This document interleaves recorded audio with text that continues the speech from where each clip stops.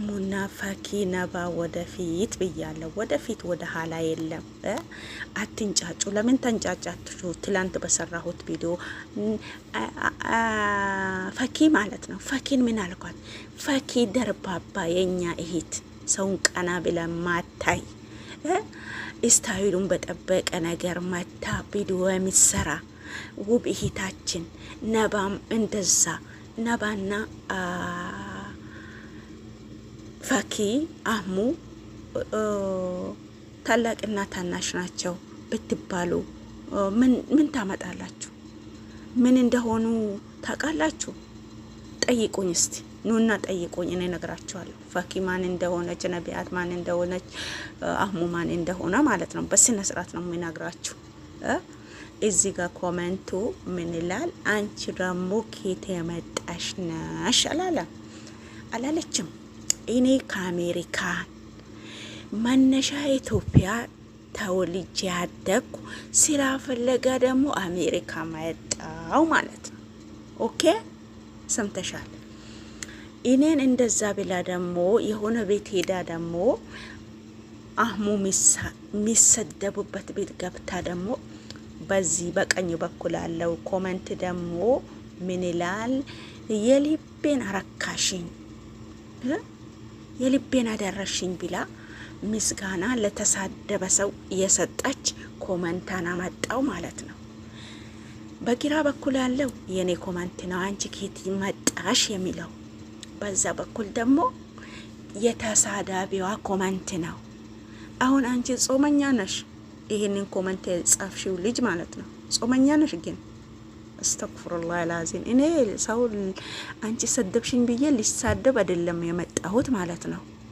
ግን እኔ ለስድብ ከሆነ ማለት ነው፣ ለስድብ ከሆነ እኔ አስብበት ነው የምሳደበው። አስለን ወዳውም ስድብ አልሳደብም ማለት ነው። ወይም ለአንድ ስድብ ወይም ለሁለት መልስ አልሰጥም። ይሄ ለሆነ ላልሆነ ነገር መልስ መስጠት ጥሩ አይደለም፣ ያስወነጅላል ማለት ነው። ጥያቄ ያለበት እኮ እኛ እኮ የተፈጠርንበት ለተፈጠርን ነገር መርሳታችን ነው እንጂ ያችን ሞትና ያችን ቀብርና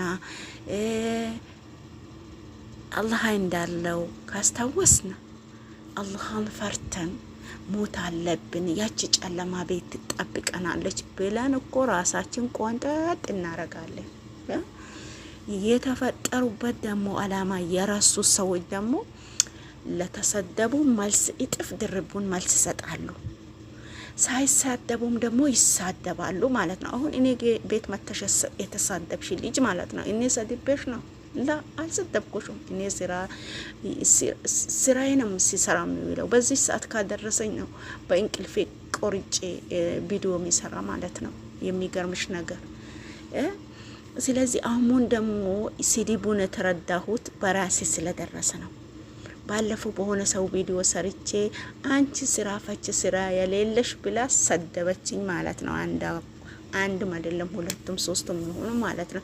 እኔማ ስራ ፈቺ አይደለሁም። እኔማ የትልቅ ደንወስተኛ ባለቤት ነኝ አላህ ካላ ኢንሻአላህ። ለምን ብትሉ ሳልማር የተማሩት ዲግሪ ያዙት ስንት ውጣ ወረድ ያደከማቸው ፀሐይ መታቸው በእግራቸው ጉዞ ረጅም ቦታ ሄዶ የተማሩት ለታክሲ አውሮፋ ይዞ የተማሩት ወላጅ ደግሞ ሊቀበላቸው ሄዶ የተጨነቁት እንደዛ ሆኖ ያደጉ ልጆች ራሱ ተሚሮ ስራ አግኝቶ ደንወዝ አላገኙም ማለት ነው። እኔ ሳልማር ብዙ ደንወዝ የሚበላ ሰው ነኝ። ሰርቼ በጉልበቴ አላህ በሰጠኝ ጤና ስራ ብዙ አለብኝ ማለት ነው። ስራ ፈቺ ማለት አቺም አንቺ የፈታሽ ሊሆን ይችላል። ያኔ መልስ መስጠት ነበረብኝ ማለት ነው። አንቺም ኬት መጣሽ ያልሽኝ ማለት ነው። ከኢትዮጵያ ሀገር መጣ። ከኢትዮጵያ መጥቼ አሜሪካን ስራ እየሰራው የስንት ዶላር ደሞዝተኛ ነኝ ብቲ አታናገረኝም ነበር ያለሁበት ብታቂ ማለት ነው። እሺ አደርሱልኝ ለዚች ኮመንት እናት ኢክራም ይባላል ሲማን እንትናን ተጭኜ ሲሄድ በዋናሽ ለምን መተሽ አላስቀመሽም ማለት ነው። ጉድ እኮ ነው። እኔ አልሳደብም። ለምን አላህ ይጠይቀኛላ? እንደ ተራ ነገር እንደ ተራ ሰው እዚህ መጥቼ ቢሳደብ እኔ እኮ የተፈጠርኩበት አረሳ። እኔ አልሳደብም። አላህ ይቆጣኛል ማለት ነው። አሁንም ደግሜ የሚነግራችሁ ነገር። ስለዚህ ፋኪ ያህሙ እህት፣ ነባም ያህሙ የእህቱ ልጅ፣ ፋኪ ደግሞ የእናቱ የእህት ልጅ እንደዛ ቤት ናቸው። እናንተ ምን ቤት ናችሁ ማለት ነው? አህሙን የምትሳደቡ ነባን የምትሳደቡ ፋኪም እህቱ ናት። ለምን እንሰድባታለን? ምን አደረገች ፋኪ? ሰውን ቀና ብላ ታያለች? አታዩም? ሰው አክባሪ ናት። ስለዚህ እኔን ደግሞ ከፋኪ ጋር ለምን ኮመንት ጻፍሽው ልጅ ማለት ነው። ከፋኪ ጋር ለምን ታያይዋለሽ ማለት ነው። ስለዚህ ፋኪን እኔ ያልኳትም ነገር የለም። ፋኪ ምንም ማለችኝ ነገር የለም። ፋኪንም መስደብ አልችልም፣ አንቺንም መስደብ አልችልም። ሰድበሽኝ ነበር፣ ግን ለስድብሽ መልስ የለውም። እኔ ቦታ ሲሰጠው አይደል እንደ መልስ የሚሰጥሽ? አልሰጥሽም።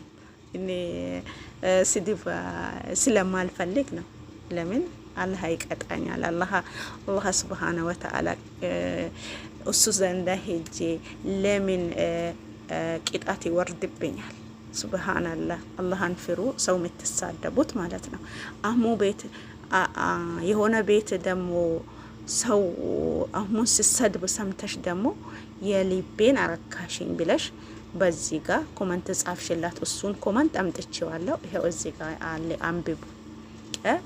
በዚህ ጋር ደግሞ እኔን ከየት የመጣሽ ነሽ? እኔ ፋኪን ሰድቤ ያለው እንደዛ ልትይ እንዴት ቻልሽ? ስለዚህ ሰላማችሁ ይብዛ ውድ እህቶቼ፣ ቤተሰቦቼ። ላይክ አድርጉኝ። አሰላሙ አለይኩም ወራህመቱላሂ ወበረካቱ።